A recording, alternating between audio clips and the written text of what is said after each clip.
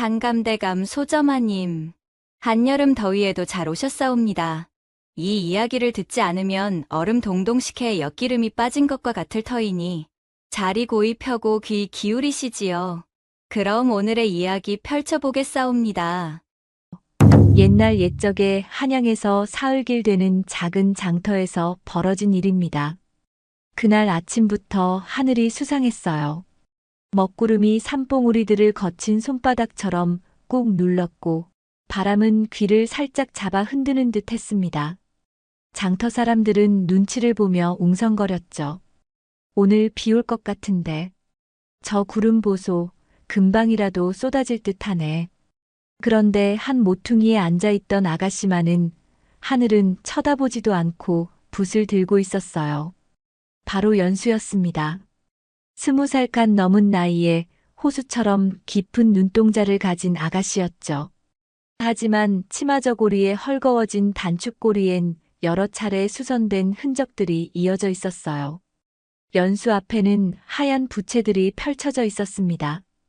부채마다 정갈한 글씨가 적혀 있었는데 달빛이 물에 흔들리니 바람 끝에 향기 만내 같은 시구들이 마치 살아있는 것처럼 아름답게 써져 있었어요. 연수가 붓을 내려놓자 손끝에 먹이 살짝 번졌고 그 검은 흔적이 부채 위에 작은 별처럼 남았습니다.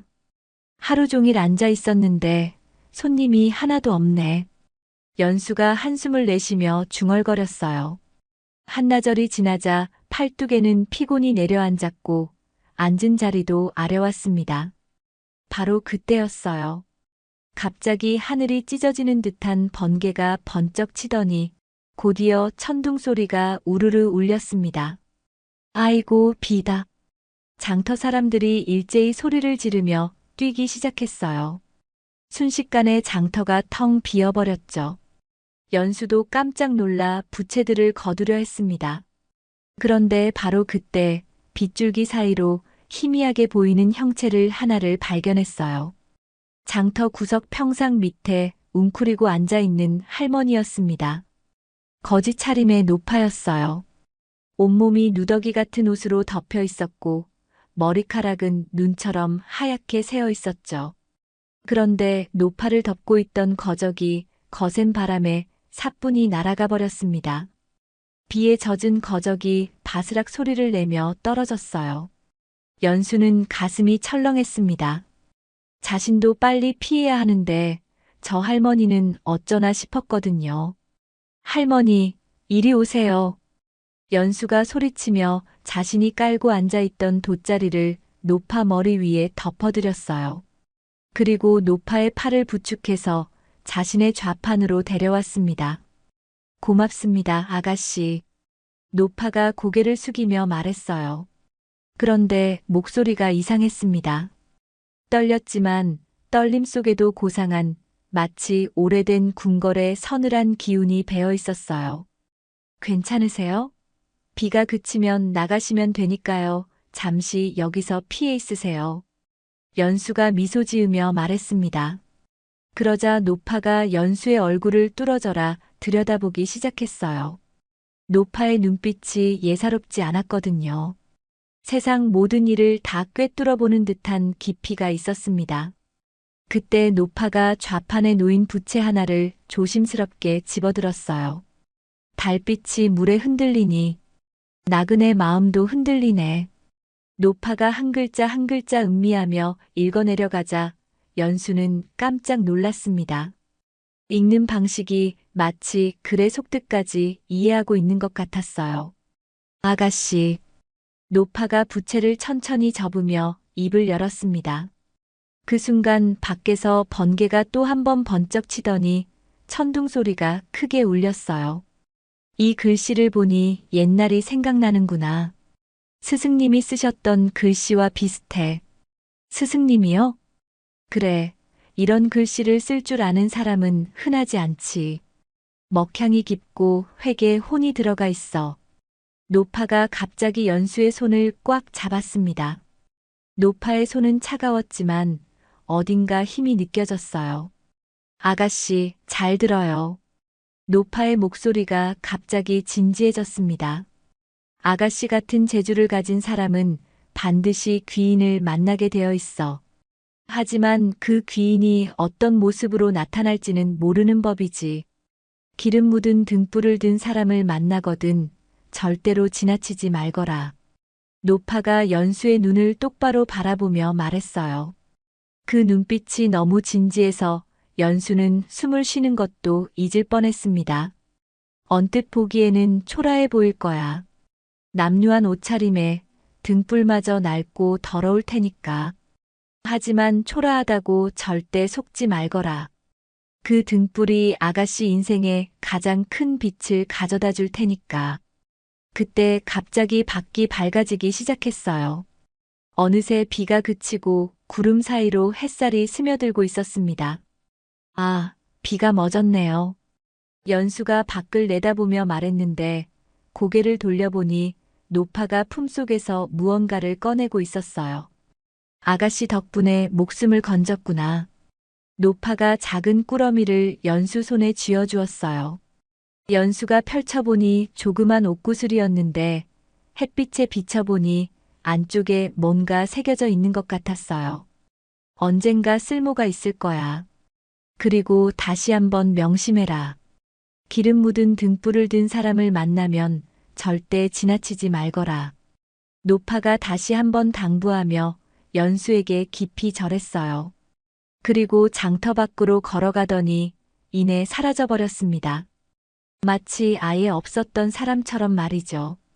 연수는 손 안의 옷구슬을 들여다보며 멍하니 서 있었어요. 노파의 말이 마치 운명의 예언처럼 느껴졌거든요.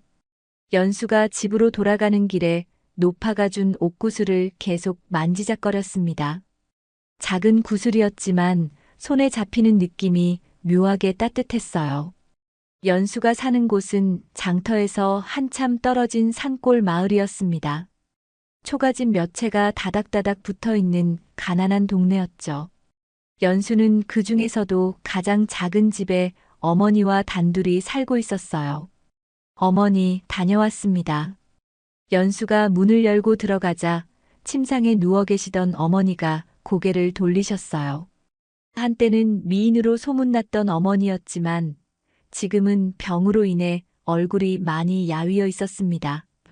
연수야, 오늘은 어땠니? 글쎄요. 하나도 못 팔았어요. 연수가 한숨을 쉬며 부채들을 바닥에 내려놓았습니다. 어머니는 안쓰러운 표정으로 연수를 바라보셨어요. 우리 연수가 이런 고생을 해야 하다니. 어머니가 몸이라도 성하면. 어머니, 그런 말씀 마세요. 연수가 어머니 곁에 앉으며 말했습니다. 그리고 노파가 준 옷구슬을 꺼내 보여드렸어요. 오늘 신기한 할머니를 만났어요. 이걸 주시면서 귀인을 만나게 될 거라고 하시더라고요. 어머니가 옷구슬을 자세히 들여다보시더니 갑자기 놀란 표정을 지으셨어요. 이건 왜요, 어머니? 뭔가 아세요? 아니야, 그냥 예쁘다 싶어서. 어머니가 얼버무리며 말씀하셨지만 연수는 뭔가 숨기시는 것 같다는 느낌을 받았어요. 연수는 부엌으로 가서 저녁을 준비했습니다. 쌀이 별로 없어서 죽을 끓이는 수밖에 없었죠. 솥에 물을 붓고 불을 지피면서 문득 어린 시절이 떠올랐어요. 연수의 아버지는 몰락한 양반가 출신이셨습니다. 집안이 기울어진 후 관청에서 서리 일을 하며 가족을 부양하셨죠. 비록 미천한 자리였지만 글을 읽을 줄 아는 사람이 귀했던 시절이라 나름 대접받으며 사셨어요. 연수가 5살 때였습니다. 아버지는 일을 하고 돌아오시면 연수를 무릎에 앉히고 글을 가르쳐 주셨죠. 연수야, 이 글자가 뭔지 아니? 아버지가 한지에 꽃이라는 글자를 써주셨어요. 연수는 작은 손가락으로 글자를 따라 그으며 말했죠. 꽃이에요. 그래, 우리 연수가 똑똑하네. 그럼 이건? 아버지가 이번에는 달이라는 글자를 써주셨습니다. 달이에요. 밤하늘에 떠있는 달이에요. 맞아, 연수야. 글이라는 건 참 신기한 거란다. 이렇게 작은 획 몇 개로 세상 모든 걸 담을 수 있거든. 그때 연수는 글자가 정말 신기했습니다. 어떻게 이런 간단한 모양으로 꽃도 되고 달도 될 수 있는지 말이에요. 하지만 연수가 10살이 되던 해 갑자기 전쟁이 터졌고 아버지는 관리로서 피난민을 도우러 나가셨다가 그만 전사하고 말았죠. 그날 밤을 연수는 평생 잊을 수 없었습니다. 마을에 불이 번지고 사람들이 울부짖으며 도망치던 모습 말이에요. 어머니가 연수를 등에 업고 산으로 도망갔던 기억도 생생했습니다. 피난살이는 3년간 계속됐어요. 산속 움막에서 근근히 목숨을 이어가던 시절이었죠. 그런데도 연수는 글 공부를 포기하지 않았습니다. 종이도 붓도 없었지만 땅바닥에 나뭇가지로 글자를 쓰곤 했거든요. 어느 날 연수가 장독대에 고인 빗물에 손가락을 담그고 글씨를 쓰고 있었어요. 그걸 본 어머니가 깜짝 놀라셨죠. 연수야, 내가 언제 이런 글씨를. 아버지가 가르쳐 주신 대로 계속 연습했어요.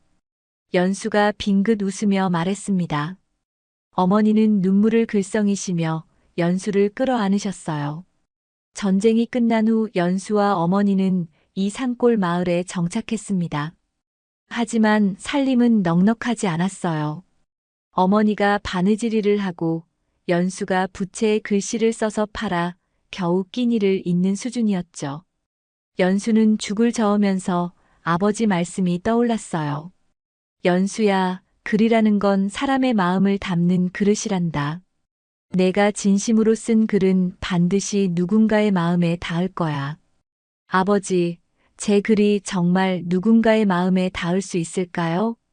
연수는 속으로 아버지께 물어봤습니다.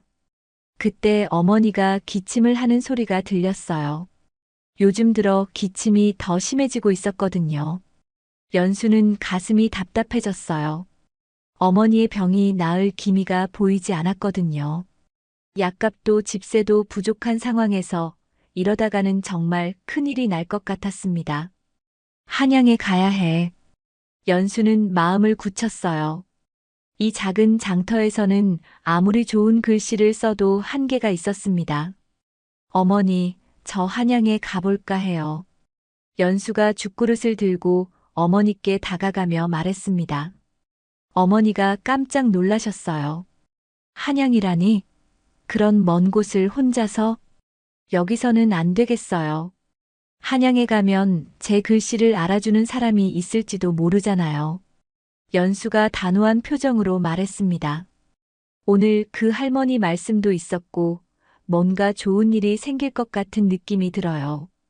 연수가 손 안에 옥구슬을 꺼내 보이며 말했습니다. 옥구슬이 촛불에 비쳐 반짝반짝 빛났어요. 어머니는 한참 동안 망설이시더니 천천히 고개를 끄덕이셨습니다. 그래, 우리 연수 뜻이라면 조심히 다녀오너라.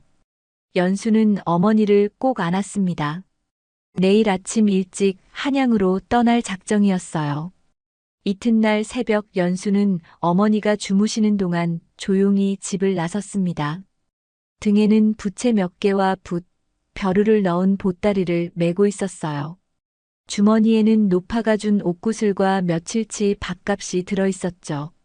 한양까지는 사흘 길이었습니다. 첫날은 큰 길로 걸어갔지만 둘째 날부터는 산길을 통과해야 했어요.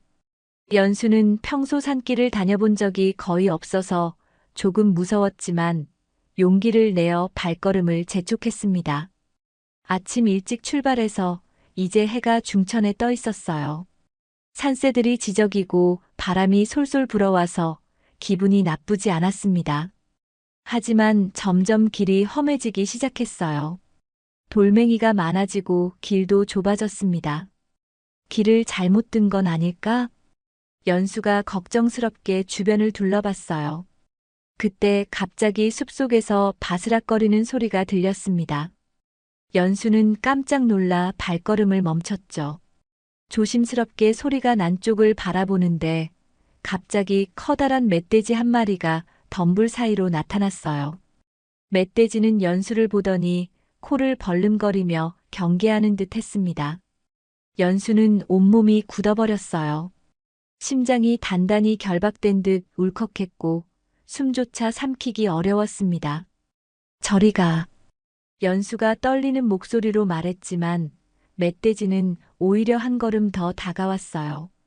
그러더니 갑자기 땅을 파며 위협하는 자세를 취했습니다. 연수는 등에 맨 보따리를 풀어 멧돼지 쪽으로 던졌어요. 하지만 멧돼지는 보따리에는 관심도 없고 계속 연수만 노려봤습니다. 그때 갑자기 멧돼지가 돌진하기 시작했어요. 연수는 깜짝 놀라 뒤로 물러섰는데 발을 헛디뎌 그만 넘어지고 말았습니다. 연수가 눈을 꽉 감고 몸을 웅크렸어요.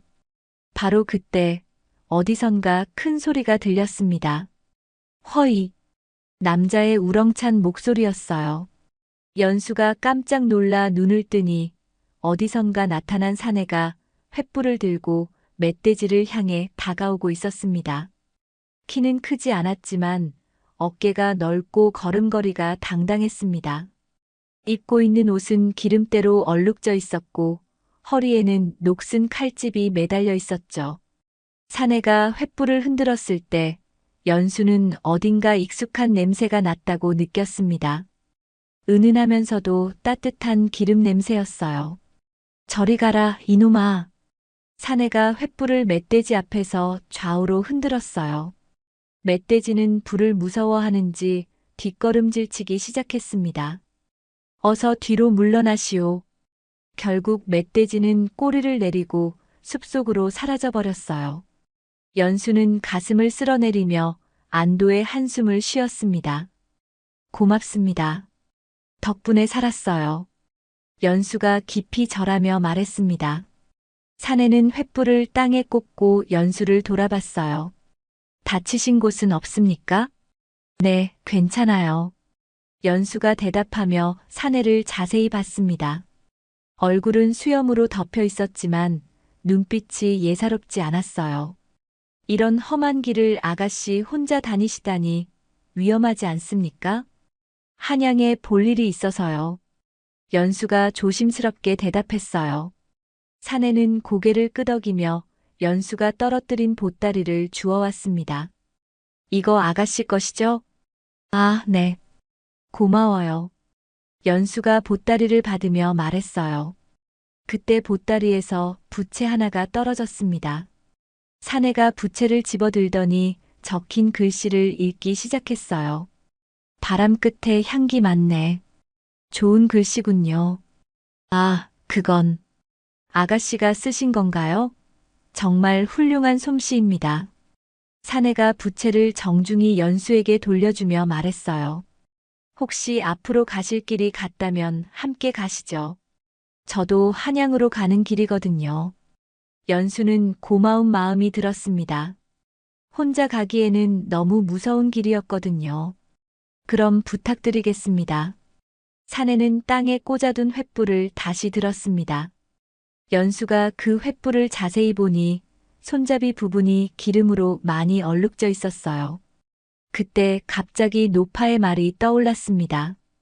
기름 묻은 등불을 든 사람을 만나거든 절대로 지나치지 말거라. 연수는 가슴이 두근거렸어요.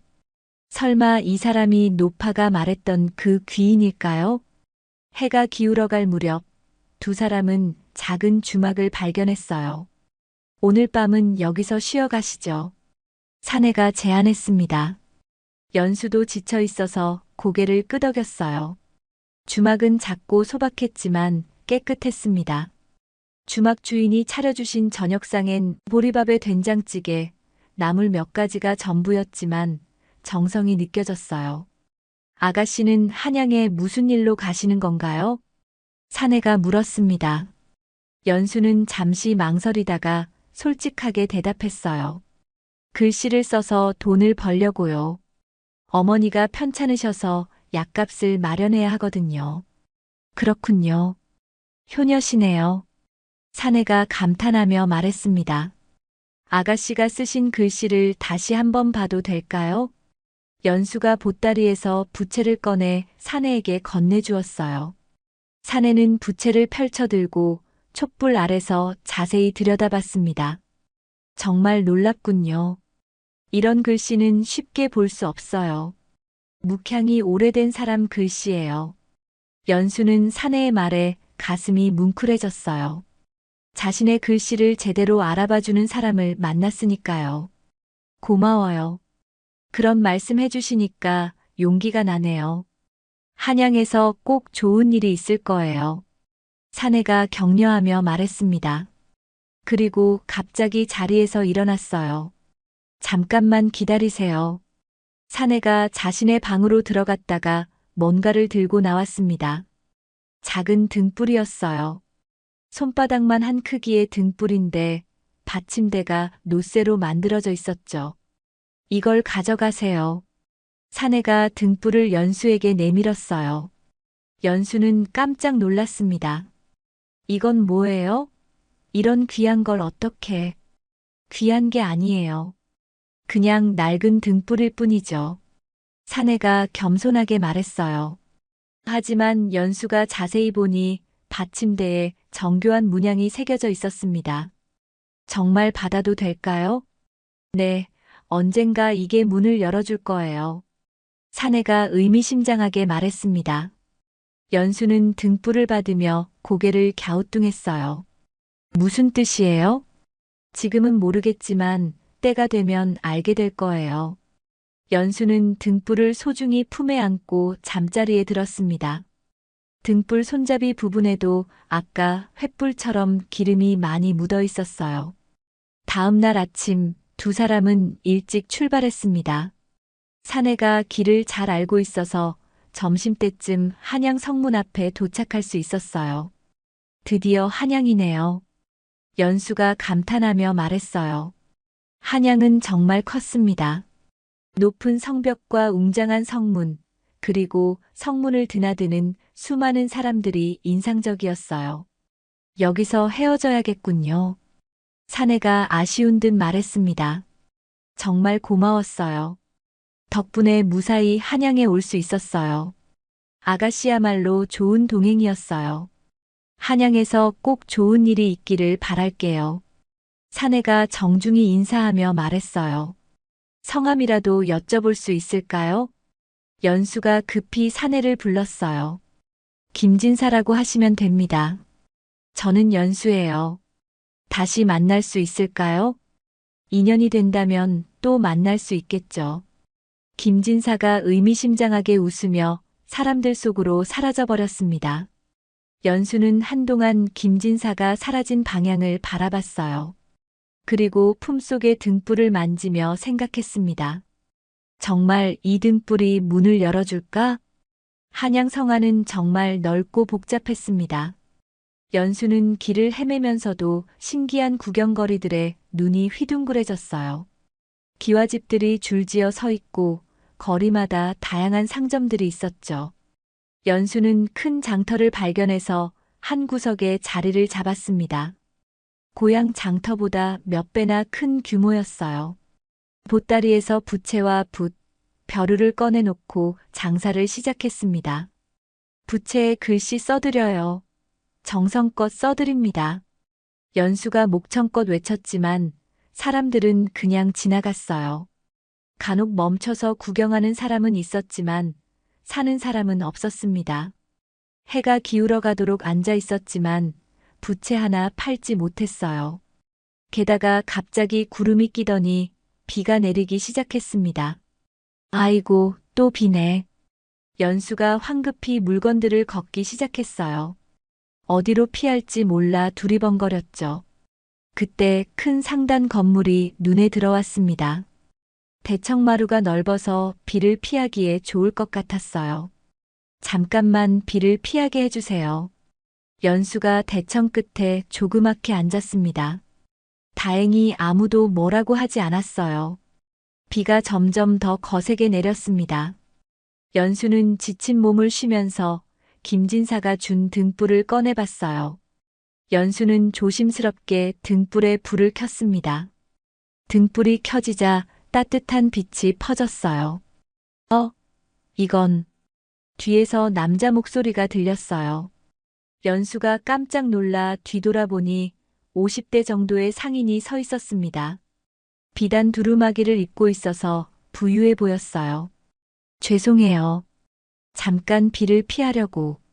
그 등불 어디서 났소? 상인이 연수가 든 등불을 뚫어져라 바라보고 있었습니다. 길에서 만난 분이 주셨어요. 받침대 좀 보여주시오. 연수가 등불을 내밀자 상인이 받침대를 자세히 들여다봤어요. 그러더니 갑자기 깜짝 놀란 표정을 지었습니다. 이게 어떻게? 아가씨, 이 받침대 밑을 본 적이 있소? 상인이 등불을 뒤집어서 받침대 밑바닥을 보여주었어요. 거기에는 작은 음판이 박혀 있었습니다. 이건 우리 상단의 안표요. 이 문양은 우리 상단에서 재능 있는 장인을 발굴할 때 쓰는 표식이요. 연수는 깜짝 놀랐어요. 김진사가 준 등불이 이런 뜻이 있었다니 말이죠. 우선 아가씨 솜씨부터 봐야겠소. 글씨를 쓸 줄 안다고 했는데 한번 써보실 수 있소? 상인이 종이와 붓을 가져왔어요. 연수는 떨리는 마음으로 붓을 들었습니다. 하늘에 별이 빛나니 땅에 꽃이 피어나네. 상인이 연수가 쓴 글씨를 보더니 눈이 휘둥그레졌습니다. 이런 글씨를 정말 대단하오. 이런 솜씨라면 우리 상단에서 충분히 일할 수 있소. 정말요? 물론이요. 당장 내일부터 시작하시오. 서리로 고용하겠소. 연수는 가슴이 벅차올랐어요. 한양에 온 첫날에 이런 좋은 일이 생기다니 말이죠. 아가씨 이름은 연수라고 합니다. 좋소, 내일부터 우리 상단에서 일하시오. 문서 작성과 장부 정리를 맡아주면 되겠소. 연수는 꿈인지 현실인지 믿어지지 않았어요. 김진사가 언젠가 이게 문을 열어줄 거요라고 했던 말이 떠올랐습니다. 비가 그치자 연수는 상단을 나왔어요. 가슴이 두근두근했습니다. 등불을 소중히 품에 안으며 김진사에게 정말 고마워하면서 말이지요. 연수가 박상인의 상단에서 일한 지 한 달이 흘렀습니다. 처음에는 서툴렀지만 점점 일에 익숙해졌어요. 문서를 정리하고 편지를 쓰는 일이 주된 업무였죠. 연수야, 이 편지 좀 다시 써주겠니? 박상인이 연수를 불렀어요. 안성 상단으로 보내는 편지인데 중요한 거래라서 글씨를 특히 정성껏 써야 해. 연수는 정성을 다해 편지를 썼어요. 박상인도 연수의 실력을 인정하고 있었습니다. 그런데 어느 날 갑자기 문제가 생겼습니다. 경쟁 상단인 김상단에서 사람들이 몰려왔어요. 박상인, 당신네 상단에서 위조 문서를 만들었다면서요? 김상단 주인이 화가 난 목소리로 말했어요. 박상인은 깜짝 놀랐습니다. 위조 문서라니 무슨 소리요? 이거 보시오. 김상단 주인이 문서 하나를 내밀었어요. 연수가 며칠 전에 쓴 거래 문서였는데 뭔가 이상했습니다. 이 문서에 잘못된 내용이 적혀 있어. 우리가 요청한 것과 전혀 다르다고. 박상인이 문서를 자세히 봤어요. 정말로 내용이 이상했습니다. 연수야, 이거 내가 쓴 거 맞니? 네, 제가 썼는데. 하지만 이 내용은 아니었어요. 연수가 당황하며 말했어요. 분명히 다른 내용을 썼는데 문서가 바뀌어 있었습니다. 일단 조사해 보겠소. 시간을 좀 주시오.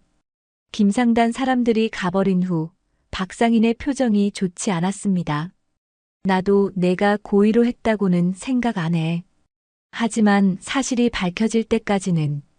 연수는 가슴이 답답했어요. 자신은 잘못한 게 없는데 의심받고 있었거든요. 그날 밤 연수는 숙소에서 고민에 빠져 있었어요. 김진사가 준 등불을 꺼내서 불을 켰습니다. 따뜻한 빛이 방 안을 환하게 비쳤어요. 그때 갑자기 등불 받침대의 음판이 빛을 반사하는 게 보였습니다. 연수는 등불을 더 가까이 가져가서 음판을 들여다봤어요. 미세한 글자들이 새겨져 있었습니다. 서류 뭉치, 보관함. 연수는 몇몇 단어를 간신히 읽어낼 수 있었어요. 다음 날 아침 연수는 일찍 상단에 갔습니다. 아직 아무도 오지 않은 시간이었어요. 그리고 자리에 앉아 곰곰이 생각해보며 조심스럽게 사무실을 살펴봤습니다. 책상, 서류함, 선반. 무언가 보관하는 장소를 가리키는 것 같은데 하며 연수는 곳곳을 뒤져봤어요. 그때 큰 책장 뒤쪽에서 뭔가 이상한 걸 발견했습니다. 책장과 벽 사이에 틈이 있었는데 그 안에 작은 서랍이 숨어 있었어요. 연수가 서랍을 열어보니 여러 문서들이 들어 있었습니다. 그 중에 자신이 원래 쓴 진짜 문서도 있었어요. 이거다. 연수가 기뻐하며 문서를 꺼냈습니다. 자신이 원래 쓴 내용과 똑같았어요. 누군가 진짜 문서를 숨기고 가짜 문서를 만든 거였습니다. 그때 뒤에서 발소리가 들렸어요. 박상인이 들어왔습니다. 이렇게 일찍 무슨 일이야? 의심 가득한 눈으로 연수를 쳐다봤죠. 연수는 용기를 내어 진짜 문서를 보여드렸어요. 제가 원래 쓴 진짜 문서를 찾았어요. 누군가 진짜 문서를 숨기고 가짜를 만든 것 같아요. 박상인이 문서를 보더니 깜짝 놀랐습니다. 두 문서를 비교해 보니 글씨체는 똑같았지만 내용이 완전히 달랐어요. 정말 누군가 조작한 게 분명하구나.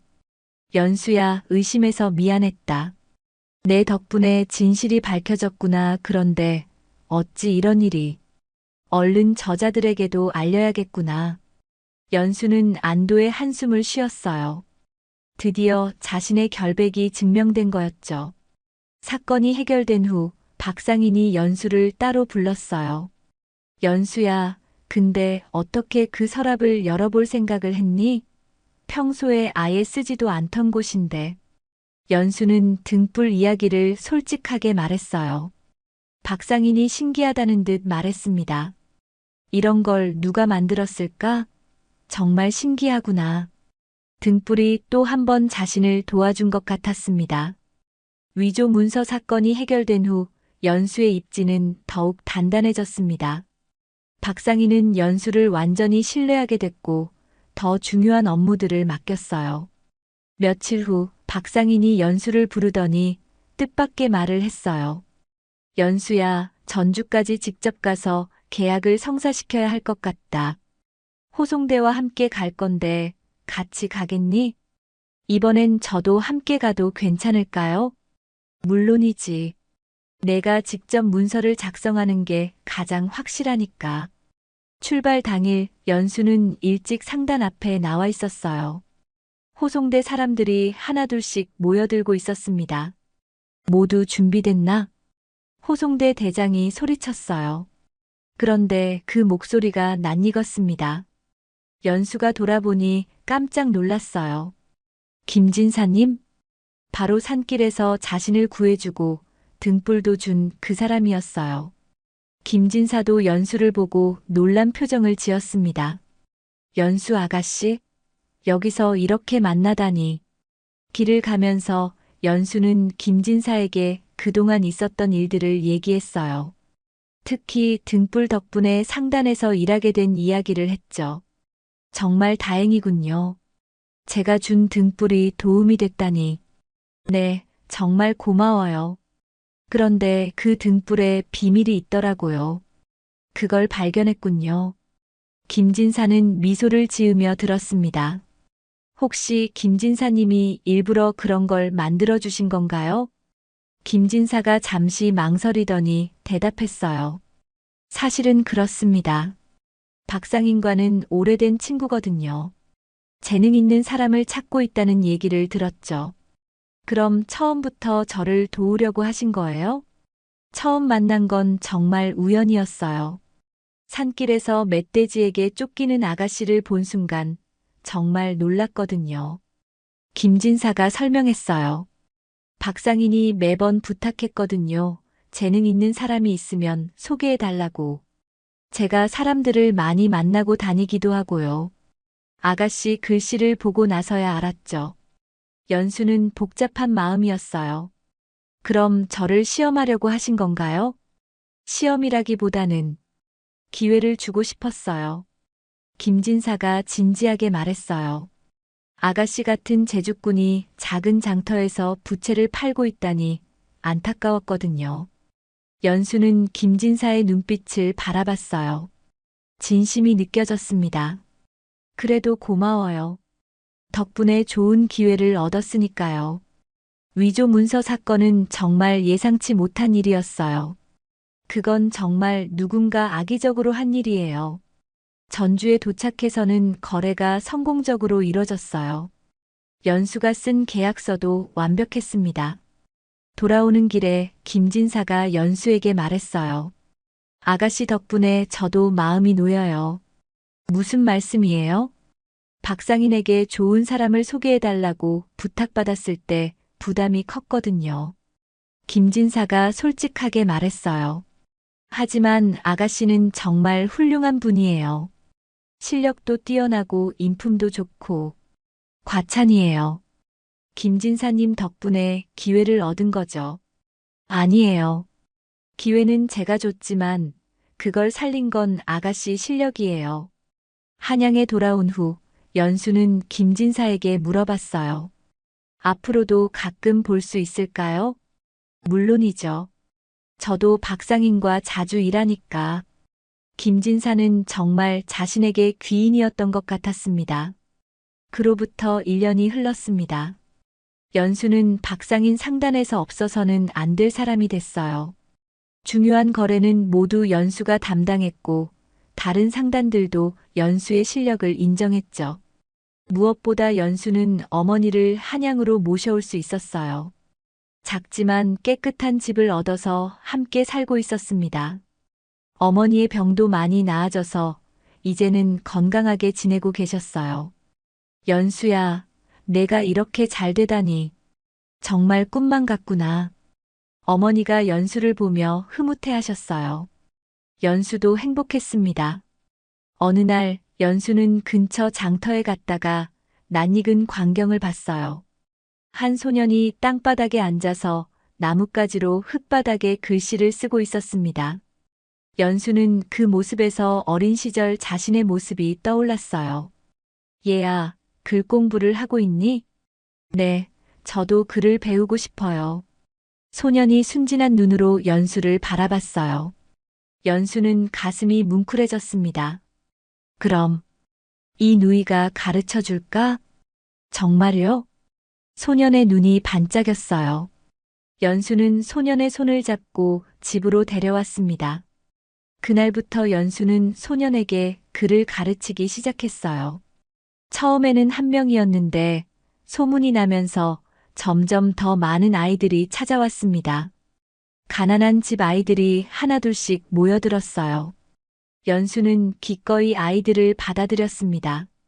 연수야, 내가 일도 바쁜데 아이들까지 가르치면 너무 힘들지 않겠니? 어머니가 걱정스럽게 말씀하셨어요. 괜찮아요, 어머니. 제가 좋아서 하는 일이에요. 박상인도 연수의 일을 응원해 주었어요. 좋은 일이야. 가난한 아이들이 글을 배울 기회가 많지 않으니까. 김진사도 가끔 연수의 집에 들렀어요. 아가씨가 정말 훌륭한 일을 하고 계시는군요. 별일 아니에요. 그냥 제가 받은 도움을 다른 사람에게도 나눠주고 싶어서요. 어느 날 저녁 연수는 아이들과 함께 등불을 켜고 글 공부를 하고 있었어요. 김진사가 준 그 등불이었죠. 한 아이가 궁금한 듯 물어봤어요. 선생님, 그 등불 정말 예뻐요. 어디서 났어요? 고마운 분이 주신 거야. 그분이 귀인이에요? 다른 아이가 물어봤어요. 연수는 잠시 생각해 봤습니다. 귀인이라는 게 뭘까? 연수가 아이들에게 되물었어요. 돈 많은 사람이요. 높은 벼슬을 한 사람이요. 아이들의 순진한 대답에 연수는 웃음이 났어요. 그런 것도 맞지만 선생님이 생각하는 귀인은 좀 달라. 어떻게 다른데요? 귀인은 나를 대신 걸어준 사람이 아니라 내가 걸을 길을 밝혀준 사람이야. 연수가 등불을 들어 올리며 말했어요. 등불의 따뜻한 빛이 아이들의 얼굴을 비쳤습니다. 선생님한테도 힘든 시절이 있었어. 그때 어떤 분이 이 등불을 주셨는데 덕분에 좋은 기회를 얻을 수 있었거든.